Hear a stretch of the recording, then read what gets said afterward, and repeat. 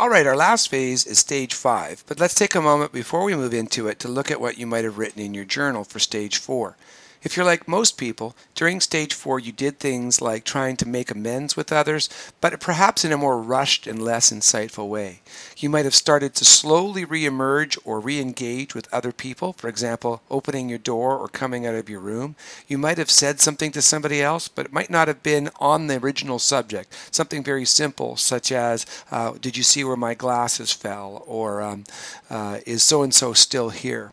These are not really meaningful and deep questions, and they're often perceived by people as meaning more than they actually are. You might start resuming some regular routines, cleaning up, that sort of thing. And you might actually start to talk with other people who weren't involved. These are just a few of the things that a person might do during the resolution phase. And again, during the calm down phase.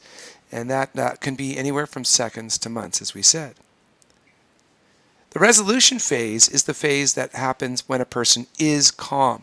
It's characterized by low or even lower than usual levels of anxiety.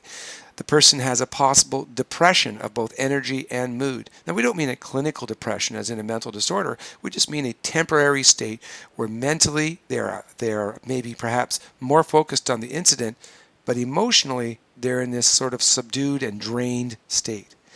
As I said, the subject may be unusually mentally focused on the trigger or on the incident itself, so they might want to go back and address and bring to some resolution the conflict that occurred, make sure that their relationships are still strong, and address the thing that caused them to be upset in the first place. The subject is often very physically tired out by that adrenaline dump that they've had, and they may be highly concerned about the consequences of their behavior. Often they're going to be doing things like having more thoughtful and insightful apologies. They're going to perhaps try to return to their regular routine. They may actually try to fix or repair things that they've damaged.